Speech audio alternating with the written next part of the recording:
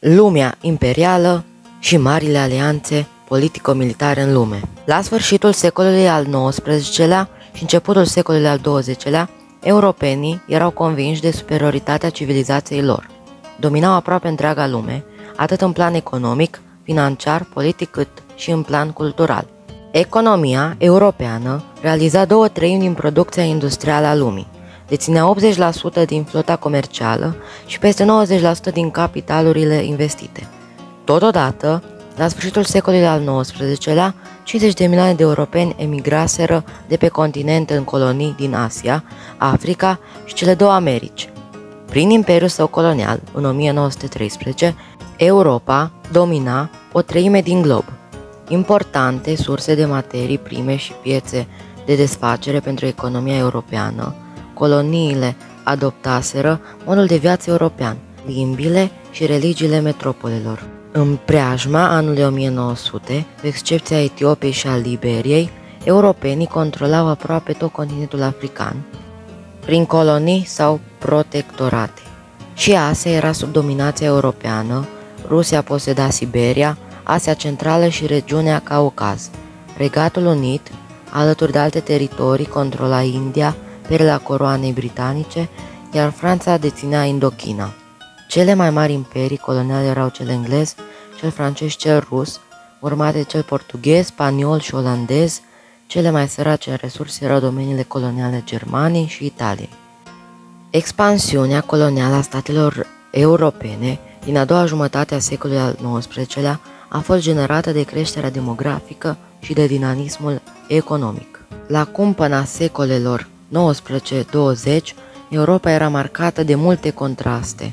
Germania, devenită prima mare putere economică a Europei, rivaliza cu Regatul Unit pentru colonii, cu Franța pentru provinciile Alsacia și Lorena și cu ambele pentru hegemonie politică și militară. Zona cea mai tensionată a Europei o reprezenta zona Balcanilor, unde interesele Austro-Ungariei se confruntau atât cu interesele Serbiei, sprijinite de Rusia, cât și cu cele ale Imperiului Otoman. Începând din 1900, dominația europeană a fost contestată de două noi puteri extraeuropene, SUA și Japonia, disputând de imense resurse naturale, de o foarte consistentă forță de unică asigurată de emigranți europeni și de o industrializare accentuată.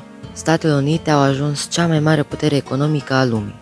Erau urmate de aproape de Japonia, care, în urma deschiderii către modernitate și lumea europeană în era Meiji, era luminii, era în curs de a deveni o putere asiatică și mondială. A început o politică externă activă, înfrângând China și Rusia. Începutul secolului al XX-lea a fost marcat de lupta de constituire a unei noi zone coloniale și de dominație, precum și de exacerbarea a sentimentului național. Pentru a-și susține dezvoltarea economică, Germania avea nevoie de noi colonii și promova expansiunea germanilor în lume. Rusia promova panslavismul. Franța viza revanșa pentru înfrângerea suferită în războiul din 1870-1871 și recuperarea provinciilor Alsacia și Lorena. Marile puteri au declanșat pregătirile pentru război, înarmându-se și generând apariția unor noi arme. S-au constituit două blocuri politico-militare care s-au înfruntat ulterior în primul război mondial, puterile centrale și Antanta. Alianța puterilor centrale s-a constituit în 1882 din Germania, Austro-Ungaria și Italia, la inițiativa cancelarului german Otto von Bismarck.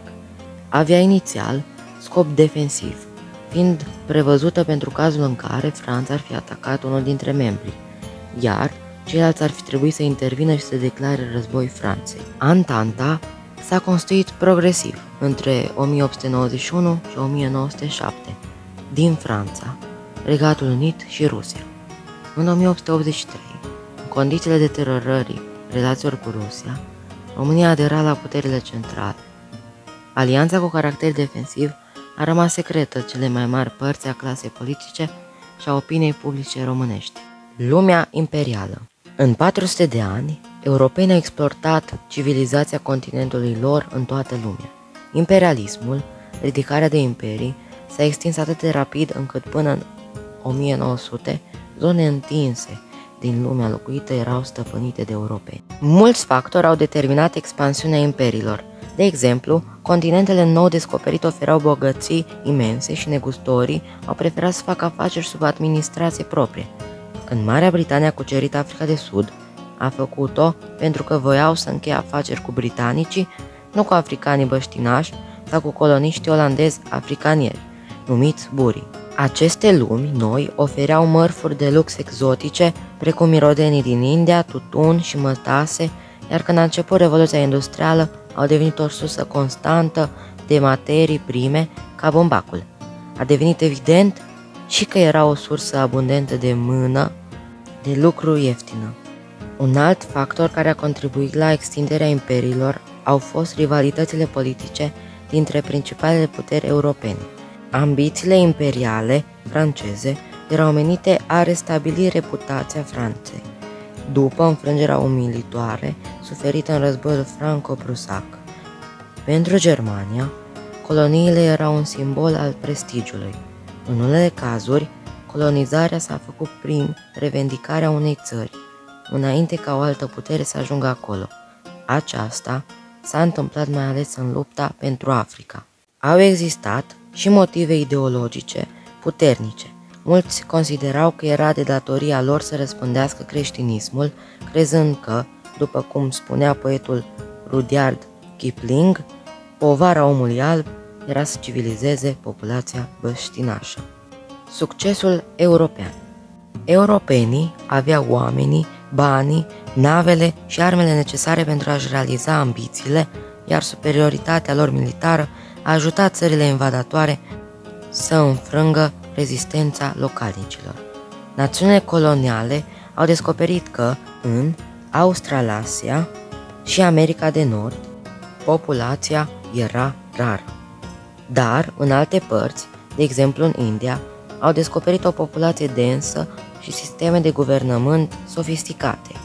Acolo a fost nevoie de o abordare diferită a colonizării. Au fost întemeiate comunități de negustori protejate de garnizoane, iar coloniștii au preluat doar rareori controlul oficial. În India, Compania Britanică a Indiilor de Est a preluat controlul după o lungă activitate comercială. Imperiu și migrație. Noi teritorii au atras pe coloniștii europeni, presiunea demografică și progresele transporturilor maritime au dus la o migrație de mari proporții. În secolul XIX-lea, când frontiera SUA s-a mutat spre vest, milioane de oameni au venit din dincolo de Oceanul Atlantic. Condițiile de trai grele din perioada Revoluției Industriale i-au făcut pe mulți să emigreze. În Victoria, Australia descoperea aurul. În anii 1850 a dus la o creștere a populației de la 76.000 la 540.000 în numai 10 ani.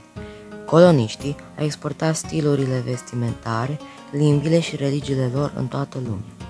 Coafura, moda și administrația occidentală au fost imitate, iar Japonia a putut să se modernizeze rapid, adoptând idei europene. Totuși, deși aveau origini europene, burii din Africa de Sud s-au mutat în regiunile Natal, Transvaal și statul liber Orania, dornici să scape de dominația britanică. Până în anul 1900, o mare parte din lumea locuită era stăpânită, direct sau indirect, de europeni sau de descendenții lor. Sfârșitul colonialismului.